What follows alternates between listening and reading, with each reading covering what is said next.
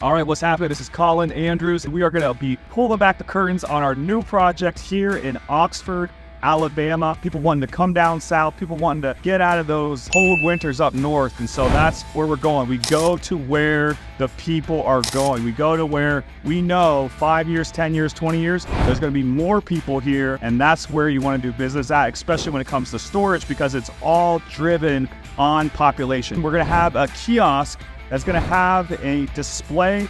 People are going to come in, and without having somebody actually there physically, they're going to be able to go in, check out what it is that they want, get the size that they need, pay. They're going to get an access code, and then they're going to walk out and they're going to come through here. And the really important part when it comes to storage is you want to make use out of every single possible space. You want to max out as much as possible. This is the actual layout right here of the building. So every single one of these boxes represents a unit and a different size. And so as you can see from here, we have everything from 5x8s, 5x10s. So the building itself is right around 50,000 square feet, but we're looking to get 36,000 square feet of beautiful, sexy, climate-controlled storage. That's the name of the game.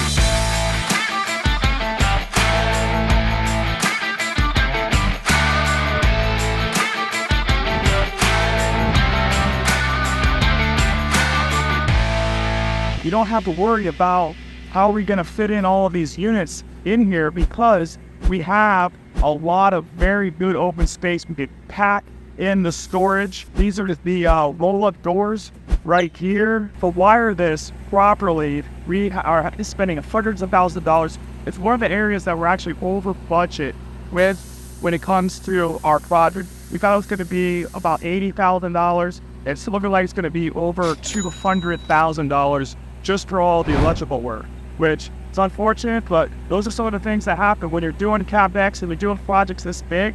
You're going to have things that, might come under budget, but what does happen from time to time is that, you do your best to budget and project, but at the end of the day, you can't get it right 100% of the time. So you do as best you can, and then you also leave some room for fudge.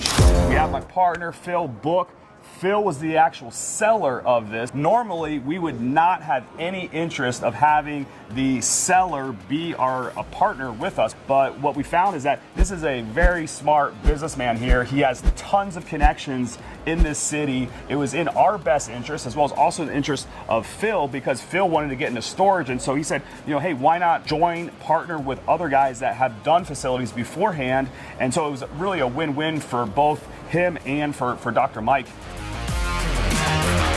These are between 5 and 12 ton units. Like I said, this is the size of a Walmart building. So we have a lot of heat and air, and we want to make sure that when people do store their stuff, they can store their valuables, guns, coins, wine, anything, cigars, because we'll have it in that humidity rate where the humidity's not going to be sweating. We're sweating now, so this will keep the air temperature good, sweet and nice during the summer, and warm in the winter. So we have specialty rooms, what we call specialty rooms. There'll be lower ceilings, so it'll be like putting filing cabinets for doctors and offices. We have like people, if they want to come in and do like cigars or machine guns and stuff like that, they won't keep a machine gun there. We have the facility now that we used to be a gun range. We're approved for that, so now they can have their own mini vault. We knew the market was actually not undersupplied. We knew it was undersupplied just from taking a look at the existing facilities and finding out that they were all full and there was waiting lists and people were having a hard time. We knew from just local knowledge that people were actually going to other towns to find storage. So well, heck, if they're driving out of town to find storage, you can definitely put some more supply in this market. So even without doing a feasibility study, we were very confident we could build 40-some thousand square feet of net rentable space and fill it up. When you're looking at overall cost, the roof, we've seen a lot of times that, a roof that needs to be replaced, like something like this, if we needed to replace it, we're talking about $500,000 plus for a roof. So really having a look at what is going to be the true cost, that's another piece to it, wouldn't you say? Yeah, and also we kind of learned too about the different things you can do with roofs. You can resurface them, you can put rubber down, you can put silicone. We're doing a silicone spray on the top of this roof. It's going to seal it with a 10-year warranty. So there's different things you can do, but you definitely want to, before you buy the place, you got to at least inspect it, maybe get professionally inspected so you kind of know what you're getting into, because it's not just the units themselves. You're talking about the building envelope, like the roof, the walls, the plumbing, the electric, that, you know, what you really need to, there's a lot of gotchas for a project like this you got to be prepared for. Even like how thick the concrete floor is, because the concrete floor isn't thick enough, you're not going to have the stability you need for storage. So you need to take all those things into consideration.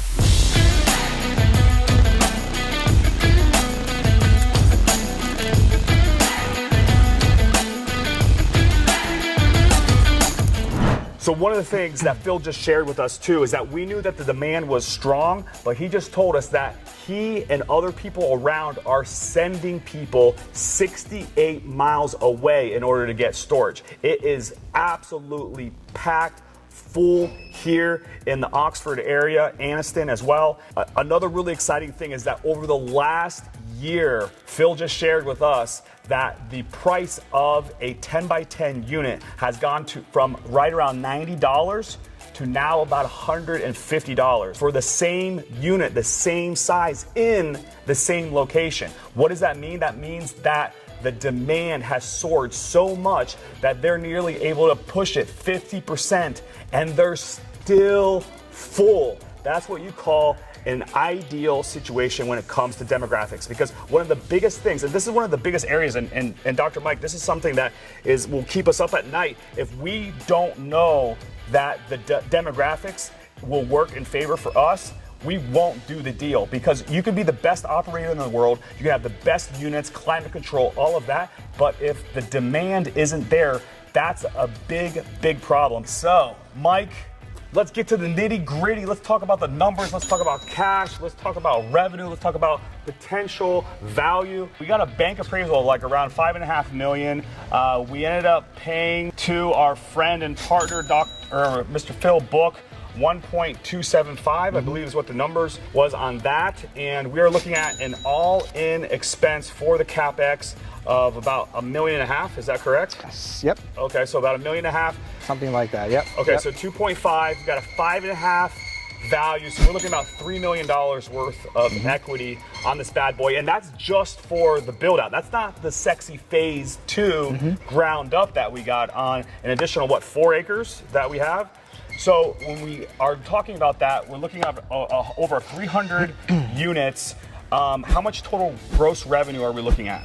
Gross revenue looks like it's going to be, now that's if it's 100% occupied, it's $580,000. At 100%. Right. So we're pushing over $500,000 a year in revenue. Obviously, having 100% occupancy usually never happens, usually around 90%.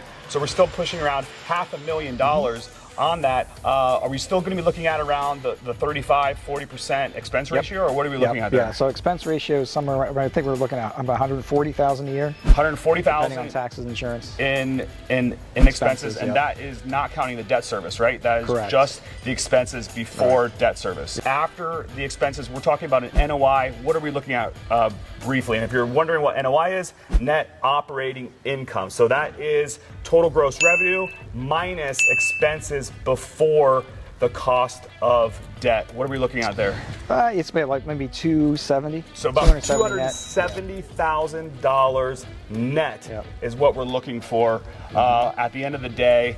And then we have our loan, debt service. So after that, we're looking at 270. Yep. The 270 is after debt service and after debt service. So we're talking about cash flow. Yep.